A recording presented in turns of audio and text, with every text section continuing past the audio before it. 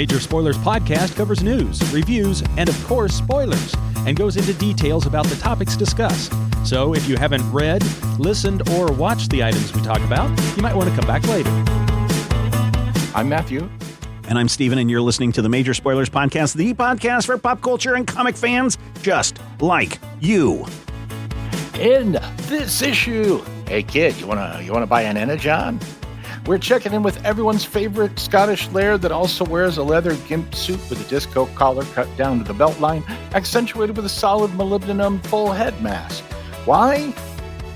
Well, you mean why are we reading it, or why the suit? Because why we're reading it is because we want you to know all about the Energon Universe, where forging blades, being devils, putting on our power rings, while the other guys just stand there. So crank it up and rip off the knob, because the Major Spoilers Podcast is on the air. Welcome to issue 1114 of the Major Spoilers Podcast. Here in a little bit, we're going to be talking about Destro. Matthew said we are continuing our journey into the Energon Universe. We are almost done because next week we will look at G.I. Joe and everything that's been released from G.I. Joe as of next week. But it's Destro a little bit later on in this show. If you are if you're a listener, well, welcome. Hi, how you doing? I hope you had a good day today. I had a snow day today. Maybe you had a snow day too. I hope you're staying warm. If you're in the southern hemisphere, I hope you had a very warm, pleasant day as you enjoy your summer going into fall. But for everybody else, we want you to get over onto the Major Spoilers Discord server, where you can get access to all sorts of cool things. I think the gif of the day when new people show up, these crazy kids over there are always doing something different when somebody else shows up. I think they're just using some default gifs of waving and spinny things and little creatures that are like, hoo, hoo, hoo, welcome, welcome, welcome. I think that's how it is right now. There's that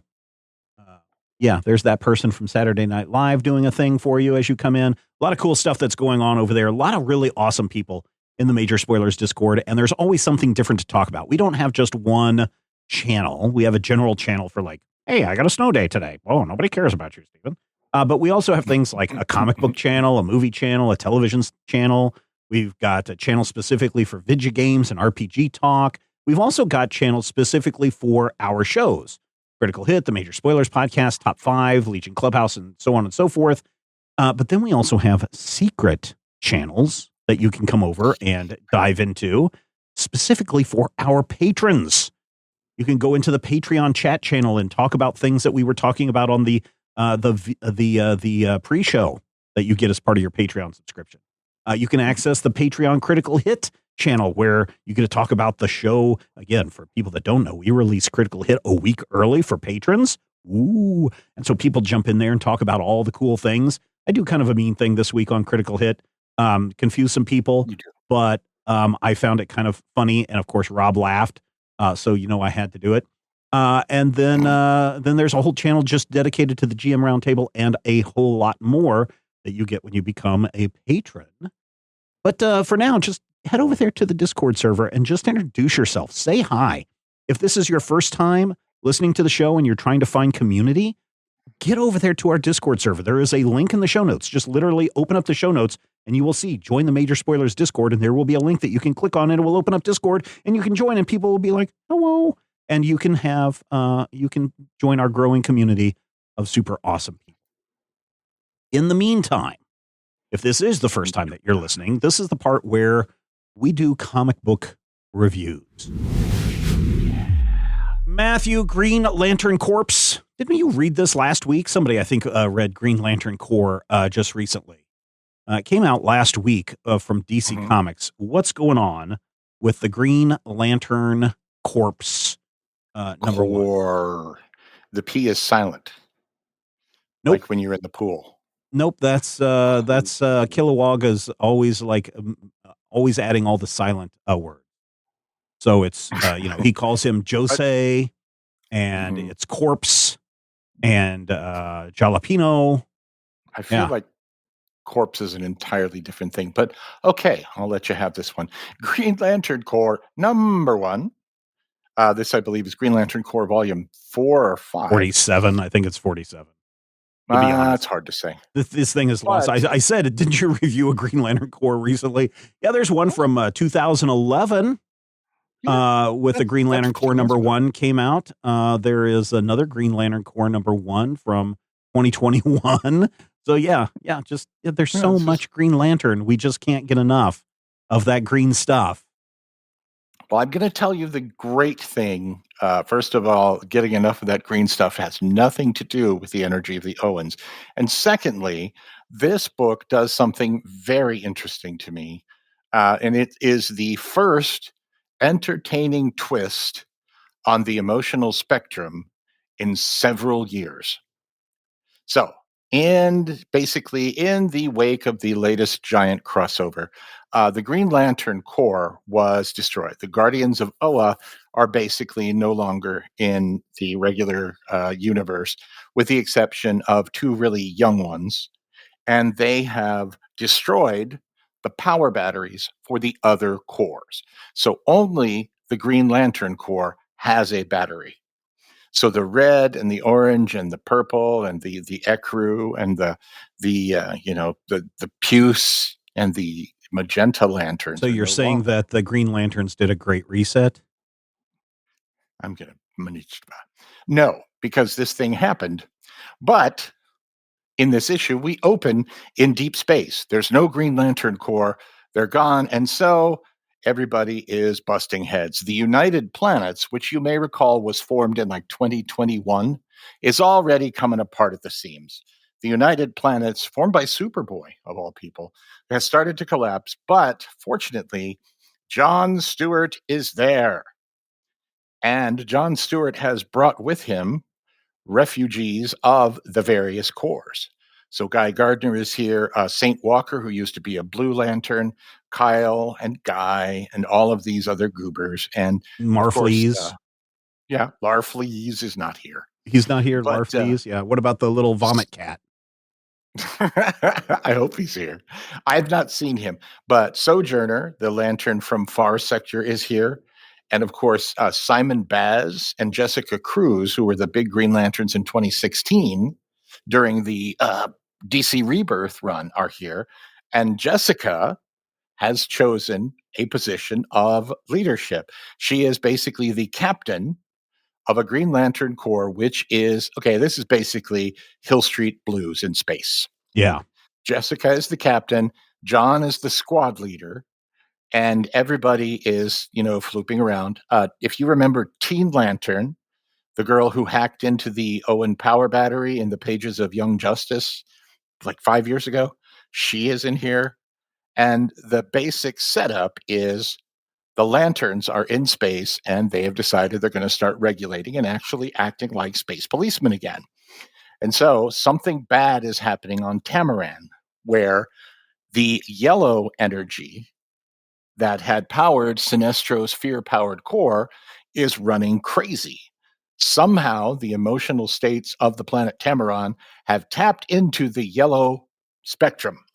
So John is going to go there, and he's going to be accompanied by the greatest Green Lantern who ever lived. You know who I'm talking about. Kyle Rayner? Sinestro. Oh, right. That guy, before he turned evil. Exactly. Sinestro, who taught Hal Jordan everything that he knew, with the exception of how to keep your destroying Coast City and wearing 10 rings at once. Yeah, that thing. So Sinestro is once again a Green Lantern, and John and Sinestro are high-ranking members of this new corps. They're among the most seasoned. They're among the most professional and experienced. So the two of them go to Tamaran, and John is trying to save lives. And it turns out that there's just one girl involved. And Sinestro walks into the midst of this cataclysm of fear energy because he's Sinestro. He's literally the master of it. And he finds the girl at the center and he's like, "Stop your blubbering. Tell me your name." And it seems like we're going to get a big jerk moment where Sinestro tries to take back his power. But instead, Sinestro is a good cop. He comes in, he does his job well. Now, is this propaganda? Maybe. Yeah, so I mean, there's definitely some things that certain members of the podcast who are not here this week definitely have a problem with cop-related stories right now, and I understand that. That's perfectly fine. Yeah. I'm wondering, Who's the girl? Do we know the girl? Is it Sinestro's daughter? Because she was a Green Lantern once. Saranic Natu, yeah. Yeah. The girl on Tamaran is an heretofore unknown Tamaranian female, but because of her ability to manipulate the yellow energy, Sinestro is like, she'll make a perfect recruit to the core. So she becomes our new Cabbage Head, our newbie Green Lantern who's going to learn the ropes and learn all about the Kyles and the Hals and all these people. That then also makes me think, and again, I'm glad that DC is kind of reset. Mm-hmm. You know, if all the other lanterns have been destroyed and now these other guys are now Green Lanterns as well, I just have a sneaking suspicion that Sinestro is plotting to come back as the main Yellow Lantern. You know, I wouldn't take it off the table. I feel like every time Sinestro has ended up as a Green Lantern again, and it's happened like 4 times since the New 52 reboot. Yeah. And 8 times since the movie came out. Sinestro does his thing, and he is an interesting kind of character. But I will say this, and this is, I feel like this is something that you should take as praise. The writers of this book, Jeremy Adams and Morgan Hampton, do finally step away from the War of Light thing that has pretty much that's a Jeff Johns thing, right? The past 20 years. Yeah. That goes back to, the emotional spectrum. I mean, the 2000s, right? Like the 2000s, I think, is when we started to see that. Yeah. When Hal cracked. Is when Hal came back from the dead. Yeah. And that's about the time that all of this went crazy. So this is an interesting new wrinkle in it. And we do see the Green Lantern Corps once again unique. Now, how long is that going to last? I don't know. They destroy the Green Lantern Corps the same way they destroy S.H.I.E.L.D. But right now, I feel like Hill Street Blues in space with these recognizable characters in an ensemble cast could be a good take. Now, the last page does bring in something that I've been wanting to see in the DC Universe for a while, in that Hawk Girl of Thanagar shows up on John's post and is like, hey, I asked for you by name. And of course, anybody who's seen the Justice League Unlimited cartoon is like, oh, well, what's this about? Could it be possibly a thing? So, where is John Stewart located? On Thanagar or Ran, or where's he stationed? I want to say they're on Oa again. Let me make sure. I know that at the end of Absolute Power, the Green Lantern power battery was destroyed, but Amanda Waller had stolen all Green Lantern energies in an android called Jadestone. Of who course, was one of her Amazos. Yeah, that's amazing. And Jadestone is now powering the new Power Lantern. Oh, that's the other thing, right? So everybody's powers are all messed up thanks to Amanda Waller in this thing. So, like, Batman has, superpowers. Suddenly Superman is the greatest Dark Knight detective ever. Everything's messed up. Captain Atom can't control his powers. Wow. And Black Lightning is going to blurt. Yeah. But on Oa, they got a Green Lantern Corps. They got a central power battery. I mean, what's not to like? I mean, it sounds cool. Yeah, how's the art? I'm going to go with, oh man, this art is fun. Everybody looks really cool. There are a couple of subtle costume redesigns. John gets a whole new look. Hal is not in this page.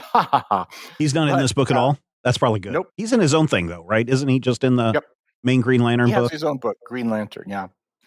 But you do see a new look for Jessica, and we do see a lot of familiar characters. Kyle does not have a single line in this issue, but he does appear, and he's back in his original costume with a Tupperware mask. So, yeah. It's lovely. It looks really good. Why is Jo in this? Because she's like on the far sector. She's supposed to be out in a whole different sector. Is a space cop now, and she's come to Earth, because reasons.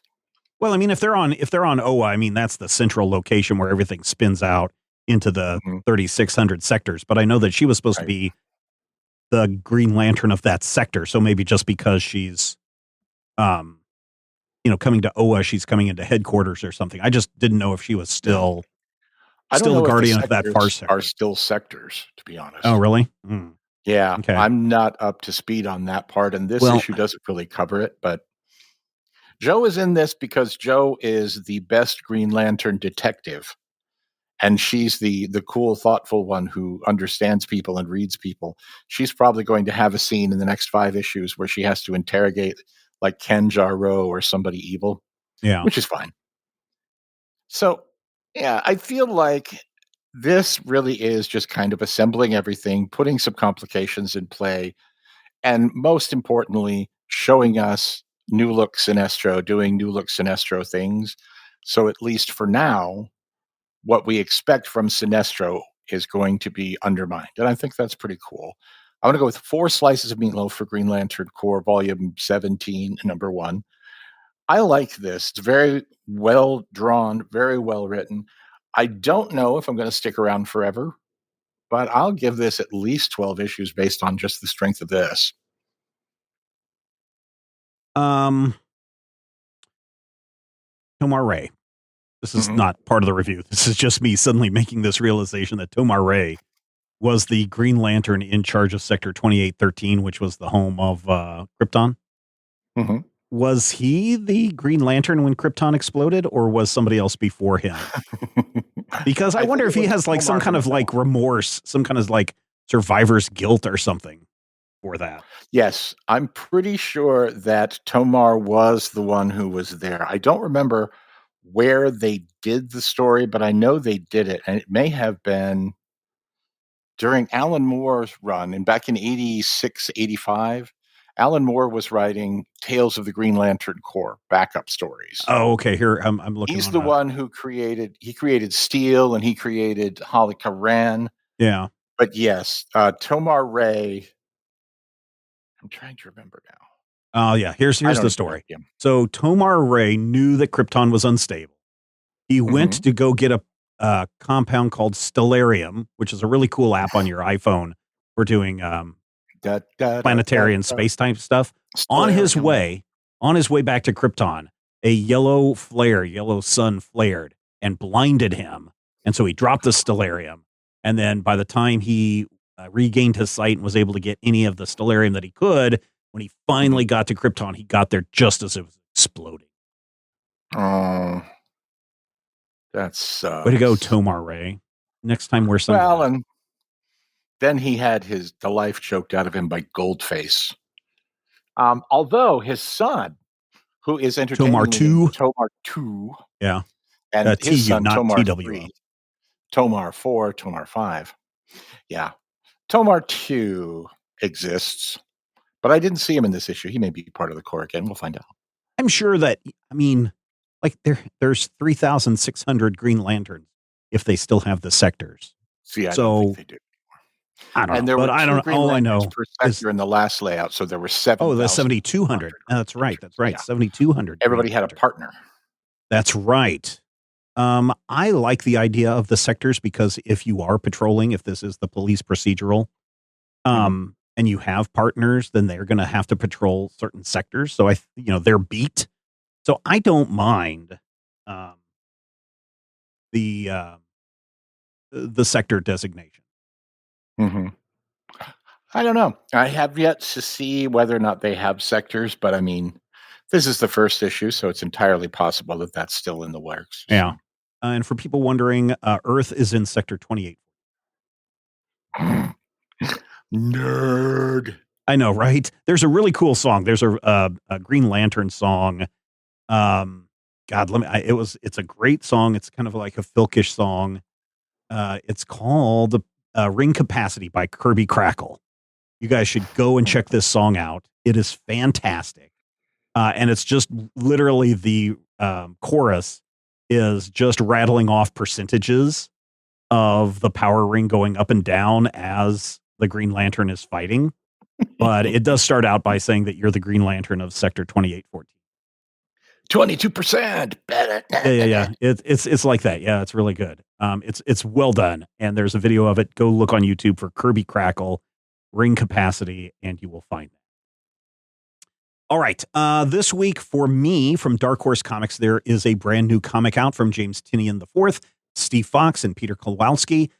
This is, from what I gather, James Tynion had a Substack that he was releasing, like these Project Blue Book comics that he was doing with Michael A. Von Oming, I believe. I want to say, I may be wrong, but that's the name that comes to mind. But they were doing all these things like the Betty and Barney Hill stuff and the little gremlins that attacked that farm family in the middle of the night. He was doing that. This seems to be him continuing on that same vein, but not doing UFOs, but instead doing cryptids. So let this one be a devil. Matthew, can you guess what cryptid this story might be retelling?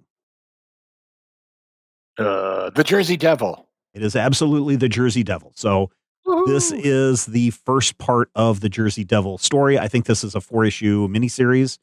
It is, I don't know, when I first went into it, I didn't realize that they were doing a retelling of the Jersey Devil. If it was, I probably would have passed on that because, I don't know, I've heard the Jersey Devil story a million times, and I don't think that there's, honestly, for the legend part of it. Now, there's a whole other story going on about this kid who's living in the Pine Barrens, and he's come home from school, and something killed all the chickens in his ma's chicken coop, and he saw some kind of horned creature, and so now he's trying to investigate what the heck is a Jersey Devil, and so we get the retelling of that story, and that's fine, but I'm kind of super familiar with the Jersey Devil. I don't know how familiar everybody else is with the Jersey Devil. So I think that there might be, for people who are new to cryptozoology, this might be a book to check out because it does it in an entertaining enough way. I think the art is really nice. But I don't think that there's, beyond the quote unquote modern day story. It's not really a modern day. It's like 20 something story. I don't know if there's enough new stuff to get me excited about the Jersey Devil. And I've never really been a big fan of the Jersey Devil to begin with. I'd rather be like, and I'm sure at some point there will be a mini series about the Mothman and there will be a series about whatever, but Jersey Devil just never really did it for me. But when I just saw the title, Let This One Be a Devil, and I didn't realize that is what Mother Leeds screamed when she was having problems delivering her 13th child, and it was having trouble coming out. And she said, "Let this one be a devil." And sure enough, it became a devil and sprung out the window and all that stuff. Right. So I was a little disappointed in that. That being said, I think this is a well-told tale. I think the art is very interesting and very good. There is a second story in this as well by Steve Fox, and I don't remember what that one is about, to be honest. I think it's another Jersey Devil thing, but I read this last week, and then it was like crazy times since then. But I literally can't tell you what that second story is about. And I'm sorry, ladies and gentlemen. It's just like a backup story that you might see in a regular comic book. This one's 36 pages in length. That's fine. There's nothing bad about that. Oh shoot, I was just on the page. Let's see if I can scroll down and find out what the second stories about. This is a review copy that Dark Horse Comics sent us. What I like about the art is, especially during the flashback stuff, it kind of feels like this woodcut design, the way the hatching is done. So it kind of has this woodcut ink print kind of look to it. Plus it's all shades of brown, sepia kind of stuff that's going on. So that makes it interesting. Oh yeah. The backup story. This one actually is a really cool backup story. It's called Shattered and Shook. And it is about paranormal investigator going to investigate strange goings on at this house where dishes and refrigerators and tables are all flipping over and doing stuff. The investigator in this, and again, I think these are all based on true accounts, right? And when I say true accounts, you can either believe in the paranormal and the Fortean times and all of that stuff, right, or you don't. But these are things that are the stories that have gone down into legend. And William Roll from Duke University shows up in this, and he is investigating this paranormal activity and discovers that all this stuff happens when a young 13-year-old boy is present. And so therefore puberty is probably drawing the mystical energies in here, and then the people move out of the house, and there's a scary, spooky eyes at the door. And so, that one's fun. That one's in black and white. I enjoyed that one a lot more than the Jersey Devil part. Again, I think because of my knowledge of the Jersey Devil. But I like this. I don't know what you think, Matthew, of the Jersey Devil, if that's something that's down your alley as far as cryptozoology goes. Personally, I'd rather, like I said, Mothman, talk about the skunk ape. Yeah, skunk ape of Oklahoma or the skunk ape of Kansas. It's like every state has a Bigfoot these days. The Hyde Creek when it just used to be just the Pacific Northwest was the place of the Bigfoots. Now everybody has a big feet. What's the dog, the goat sucker? I'd rather see a story about the chupacabra. This is fine, and if it does well enough, I'm sure that Tinian and the rest of the crew will go ahead and explore more cryptozoology, which I don't have a problem with myself. I like those kinds of stories. I wonder who else they could have done to kick this off. Let's see. Who's beyond the Jersey Devil? How about the Kentucky Goblins? That'd be good. Well, that's the one that was that's more of a UFO story. That would have been in the Project Blue Book files. Because the Kentucky Goblins are the ones where it literally, I think, is the UFO tale of this family that is tormented by these goblins jumping on their roof and everything. And instead of being like spooky cryptids, it's literally alien. So yeah, 4 slices of meatloaf.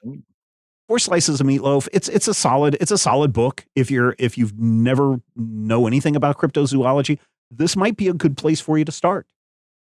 DC used to have that myth book, or remember those books back in the 90s where they were like the big book series. Yeah, the big book of cryptozoology, the big book of UFOs, those kinds of things.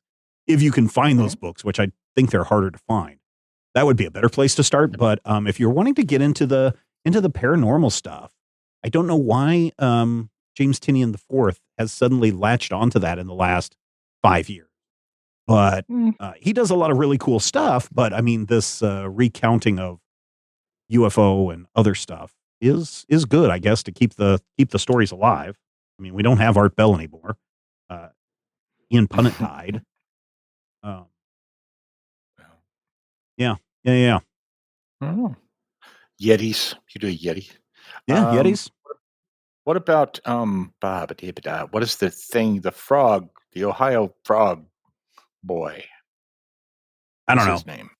The Ohio Frog Boy. Yeah, Loveland Frog. Is that what you're talking about? Yes. The Loveland Frog Man. Oh, I think I know this one too.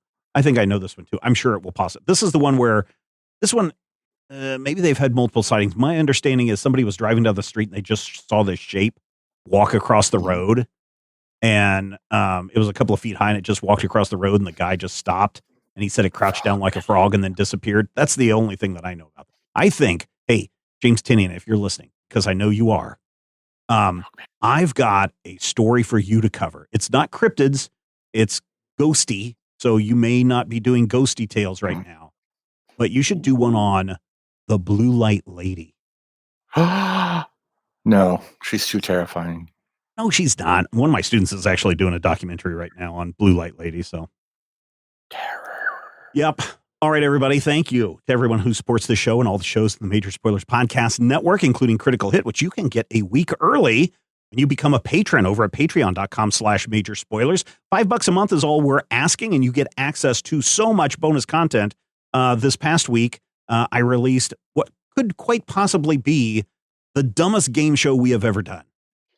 It is literally the dumbest thing. While I was waiting for everybody to show up and while I was trying to figure out what we were going to do, because if you listen to the GM Roundtable, also an exclusive to our patrons, you know that I have stopped planning for things anymore and just started doing everything by the seat of my pants.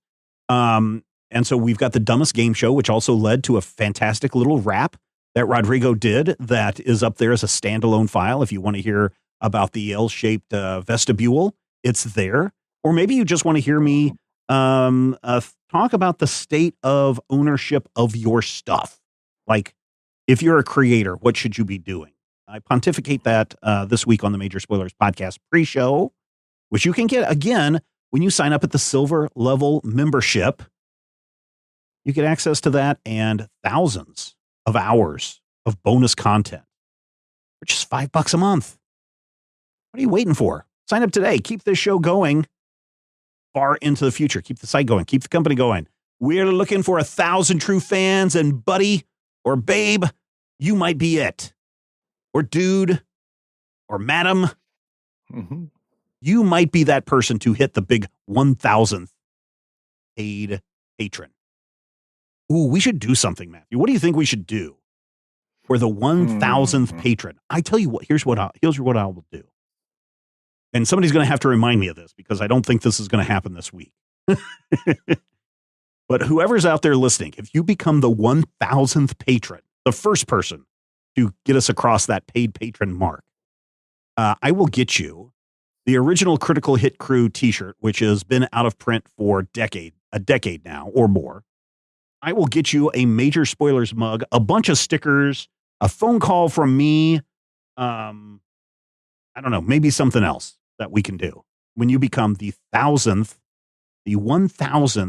paid patron at patreon.com/Major Spoilers. What are you waiting for? Make it happen today. Okay, Matthew, it is time to talk more about the Energon Universe. Yes, it's time to talk about Destro, Dan Waters, Andrei Bressan or Bressan or Bressan. I don't know. Sounds very French to me. I agree. And maybe it may not be. Maybe it is. I don't know, something else. That's fine. Could be. No judgment. But Destro, it's the very Scottish story. I know. I guess I never thought of Destro as Scottish. I don't know why. Yeah. Because again, I didn't really watch. I was kind of aging out of G.I. Joe when the cartoon show was on, but I don't ever remember Destro having a strong Scottish accent on that show. He did not. He was on the show. He was voiced kind of in like Frank Welker, like a Carl Lumbly voice. No, it was a deep voiced, and I want to say, I can't remember the name.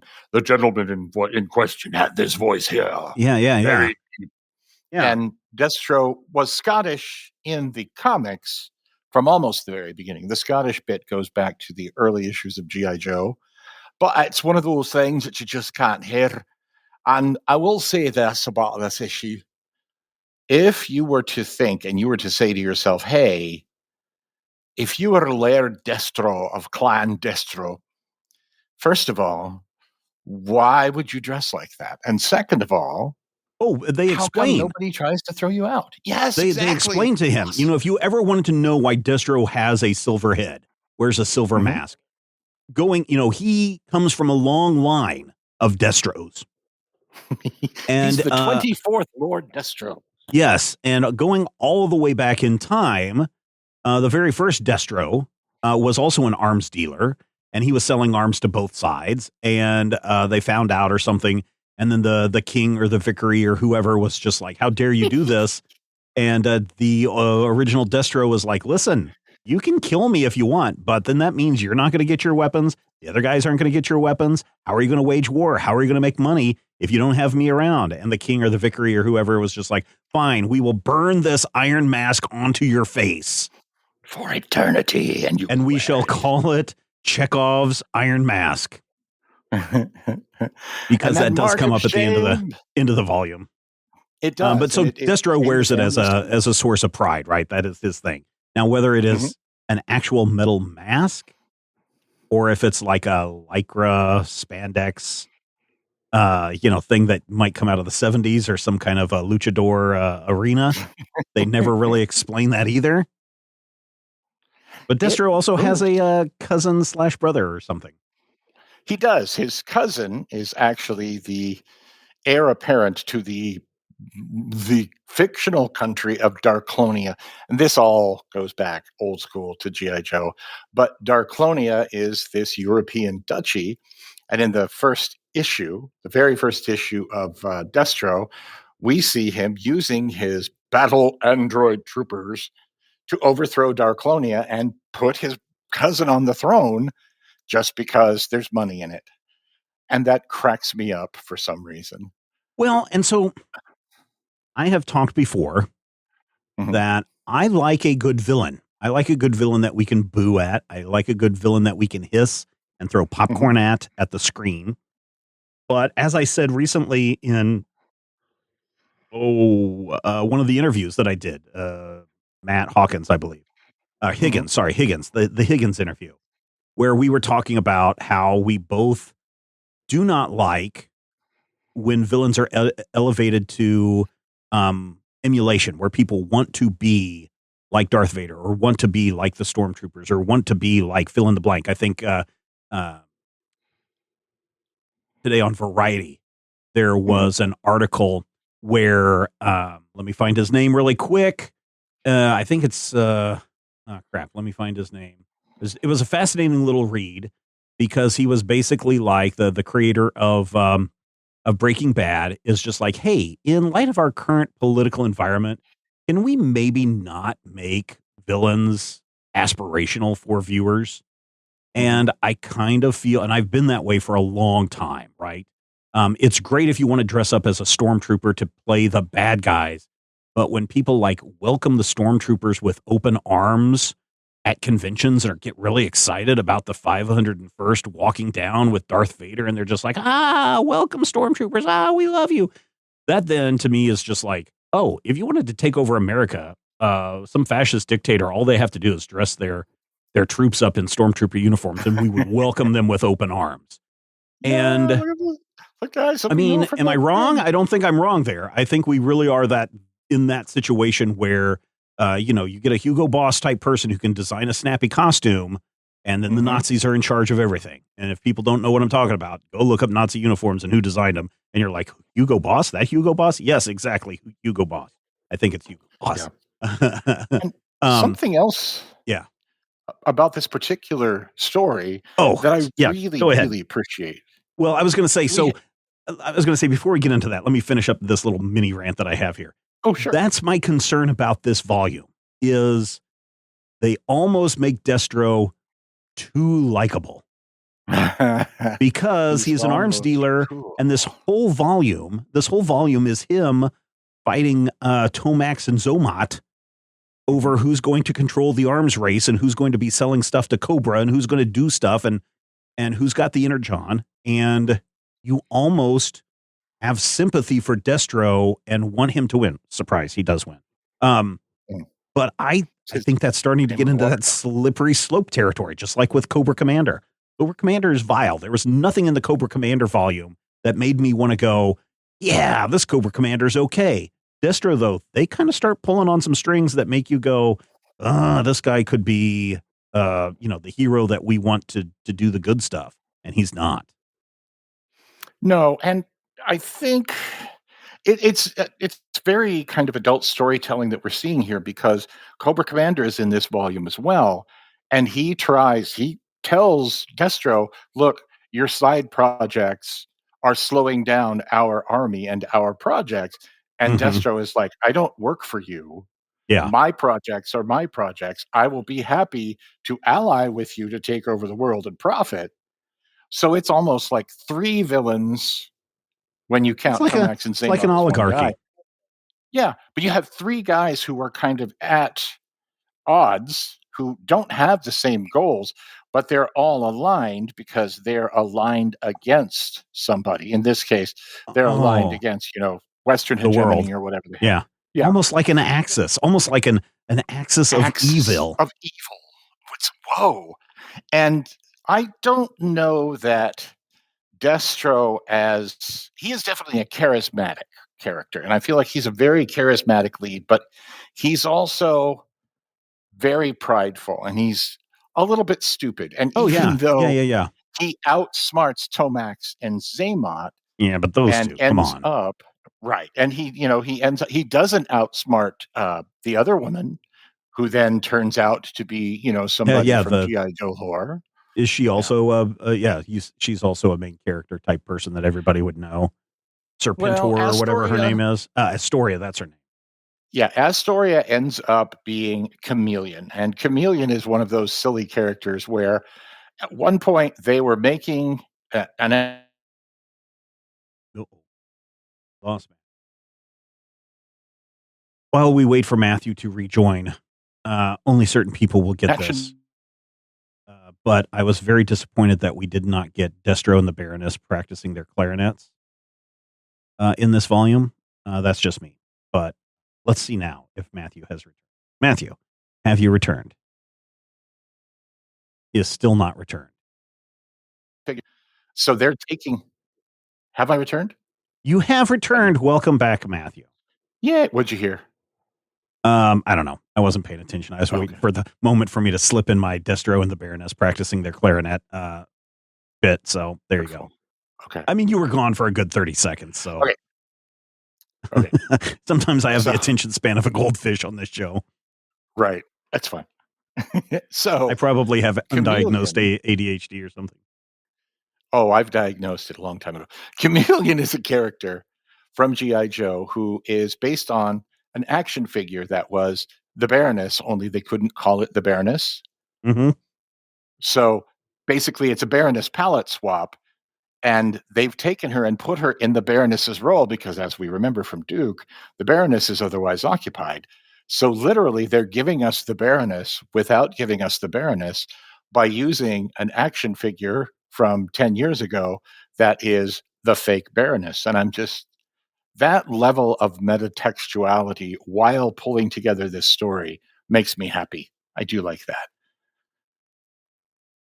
This was the second title in the G.I. Joe universe that I read. I read the first 2 issues of Cobra Commander, and then I read the first issue of this because I was like, oh, let me see what's going on.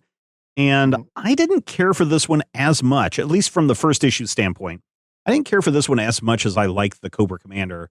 Cobra Commander was definitely more violent. This one, it feels more like an 80s, and maybe it's just because of Tomax and Xamot. I just hate these guys so much. They feel like 80s dude bro surfer guys, you know, the bad guys that you have to beat in order to save your clubhouse or save the ski resort or save the water pond or whatever it is. I just hate these guys. And to see them, the Crimson Twins, going up against Destro, and it's something that Destro can't handle, seems really weird to me because at one point, I think we talked about this last week, Destro is running Cobra at some point, you know, it takes over from Cobra Commander. And to have these two turd heads being like an actual problem for Destro just kind of makes me dismiss this story a lot. It doesn't have as much gravitas as some of the other volumes that we've read. Mm-hmm. Now, you may think differently just because of your knowledge of G.I. Joe. The Crimson Twins are always a problem for me because they're basically a gimmick. They're the Corsican they brothers. feel like a wrestling characters that just showed up because it's the 80s and we can put in a couple of wrestler characters. Oh, by the way, here's Sergeant Slaughter. And tie it into that whole thing too. I don't know. These two I just never liked. And, you know, that's perfectly legit. I feel like the whole thing is, again, you have this theory that keeps coming up when we're doing Legion Clubhouse about we're going to jazz up and power up the villains, the old villains that everybody knows. Yeah. And I feel like the Tomax and Xamot thing here is definitely that. It is, we're going to take the Crimson Twins, who traditionally are just the schmucks who run the Crimson Guard, who are completely untrustworthy, and kind of have a rivalry with Destro, and try and make them together the equal of one Destro. And that does work. And their whole Corsican brothers shtick is fine, but they are very broad characters. And I feel like, especially when they're wearing their uniforms that just scream Studio 54, I feel like they're characters who can really kind of undermine your story. Yeah. I don't know. I mean, it's fine. I'm glad that we're starting to see the arms race portion of this world, right? Because apparently what's going on while we're reading all this G.I. Joe stuff, I mean, we only read one version of Transformers, and there are allusions to the Transformers in here because they keep saying, oh, something's going on in the Pacific Northwest that we keep hearing about, and that's maybe where the power source is. And apparently, like, the Transformers and the Decepticons are like battling it out in Seattle and just tearing that city apart. So you can go read that over. And Transformers number 14 out now from Skybound Entertainment. So one of the reasons why I like the prequel movies so much, and I know for people of our age, saying that you like the prequel movies is like saying that you like butterscotch ripple ice cream. It's just something you don't say. But I like the prequels because they are laying out why the Republic fell. They are laying out why evil and corruption come in, and the trade wars and the tariffs and all of those things that were happening 20 years ago in the Star Wars universe, kind of relevant today. I liked it because we got an inside look of how the world functions, right? Mm-hmm. That's why I can say I like this Destro series, because it gave us a look at how this world functions from the arms dealer point of view, whether it is the not Baroness or the Crimson Twins or the Destros, M.A.R.S Industries. We really get a feel for, the major players in the arms industry. And I kind of dug that from that standpoint, and how they are fighting each other to be the number one supplier of weapons to Cobra so that they have access to these rare minerals, in this case, Energon. Yeah, and that I think is the most fascinating bit of it, because making the Energon responsible for the pew-pew red and blue lasers is one of my favorite innovations of this run. And when we look at Destro, and of course his idiot cousin Darklon, who ends up selling M.A.R.S Industry to the Crimson Twins and somehow ending up, with Destro's little Xanatos gambit doing exactly what he wanted in the first place, it all kind of feels like, again, Destro is very, very conniving. He's very charismatic. But the whole point is he wants to build Cobra Commander up so that Cobra Commander does all the work, has the evil organization, and then Destro is going to depose him and just take over the already existing evil organization, like Jake Vance. So Destro is like, Destro, you think Destro is like multi-millionaire, billionaire? I mean, he's M.A.R.S Industries. I mean, he's public. He's a publicly run company. So it's not like he's, undercover that people don't know about him. He's out in the open doing these weapons of mass destruction and claiming that he can make all of these things. And yet he is trying to overtake the duly elected official that is Cobra Commander in his role of Cobra. Seems interesting, I guess. Yeah, he's like the Destro of government efficiency, I guess. Or the Destro of Cobra efficiency. Let's not. Yeah, the dose. The doch. The Destro of Cobra efficiency and non-tertiary. The docent. That's I'm fine with this volume. Of the 4 or 5 that we have read so far, this one is down towards the bottom for me. I liked Void Rifles. I thought it was interesting. We'll do all a big summary in a couple of weeks when we look at all these. But right now, Destro started off really interesting to me when I read the first issue. It kind of faltered and kind of floundered a little bit. I would definitely put it above Scarlet, but I think I'm going to have to put it under Void Rivals and Cobra.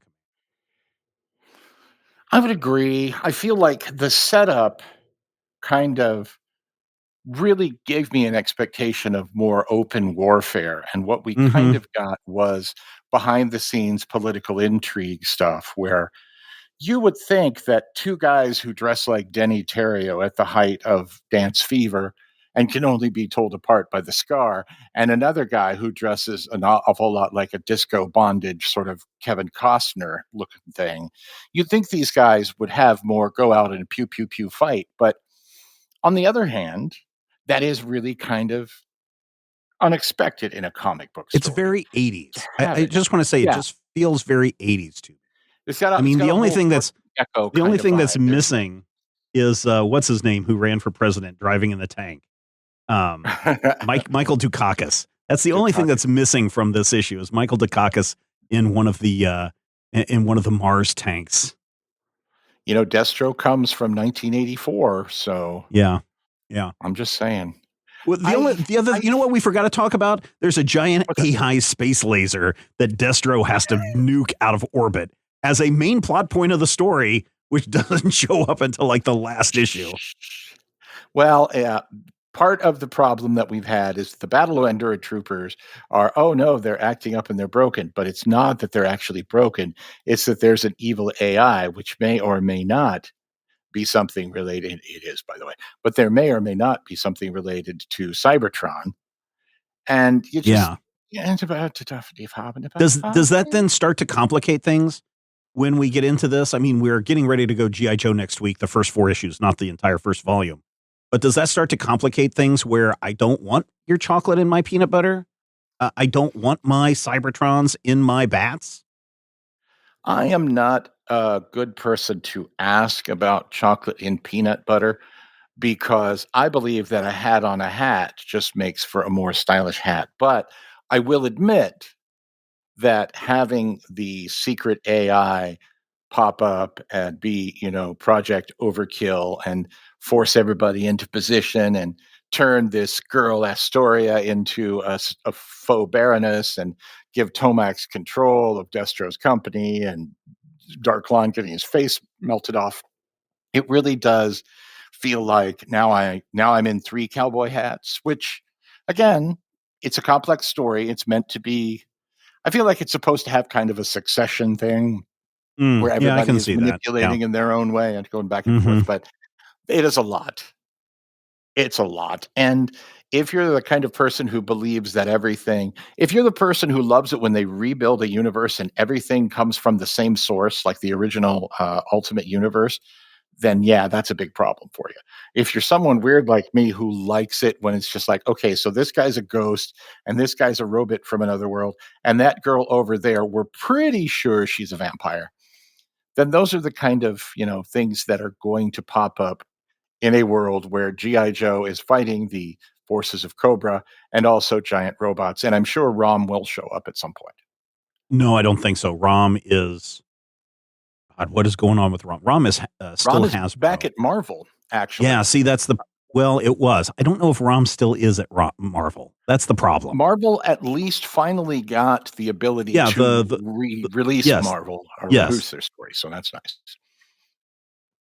But yeah, I don't know if we're going to see Rom the Space. Yeah, since 2023, it looks like Marvel still has Rom, but they haven't really done anything. Maybe they're afraid to. Anyway, if you are reading along with us, if you are getting into this whole Energon universe, I think this is a must read. I think this is something that you should also read just so you have a better picture. The good thing is, it looks like once everything kicks off in G.I. Joe, the only 3 books that we have are Void Rivals, G.I. Joe, and Transformers. So it looks like, except that we've also got, I've talked about this before, the upcoming Silent issues, paying homage to the Snake Eyes issue. Those are coming up. Those are one-shots, so those aren't miniseries. But it looks like you've only got 3 titles that you need to follow once you get caught up to everything.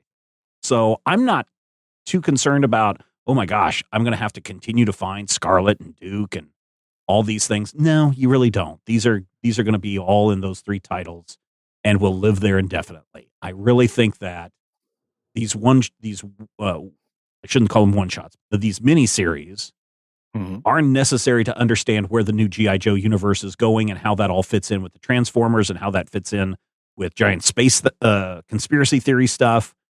I think it all works together, and I think it does it very fine. So I don't think I would skip Destro in this reading list that we've been doing. But I also, it's not something that I think that has to be the first thing you should read. And honestly, you can read most of these in any order. You can read the Duke, the Cobra Commander, the Scarlet, and the Destro kind of in any order, although I think the order we read it is the official order. Yeah, and it does bring up the question where all of those limited series take place within the first 12 issues of Transformers.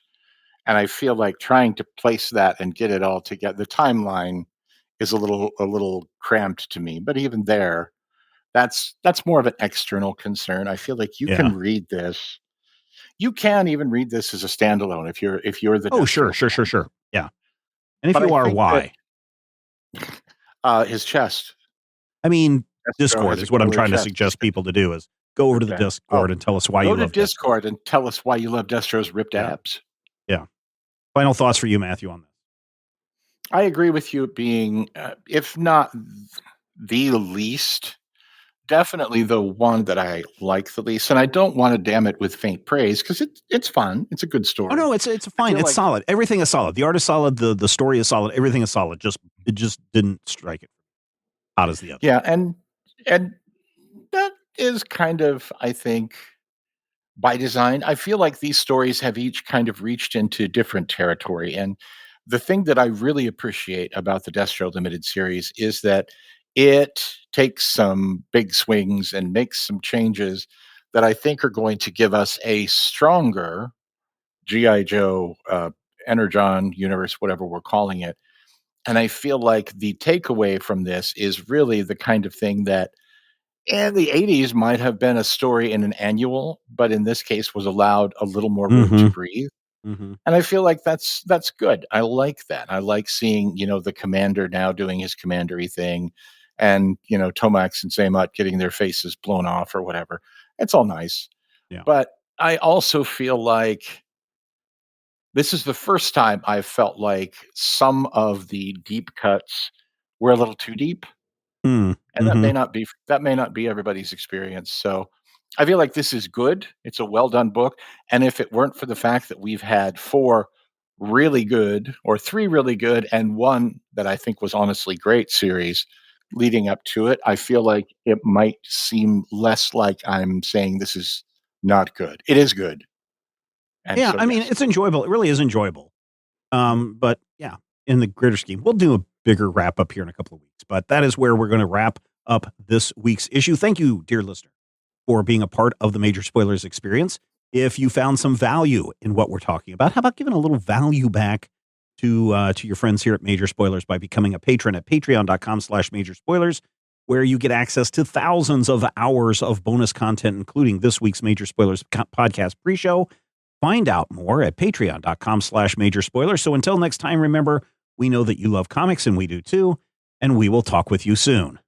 If I had the X-ray vision of a Superman, I could save a few bucks and stand around and read through the covers of the comics on the stand. But although every other page would be backwards, I suppose, I could still read the evens and the odds. Well, I don't know. Guess I haven't thought this all the way through.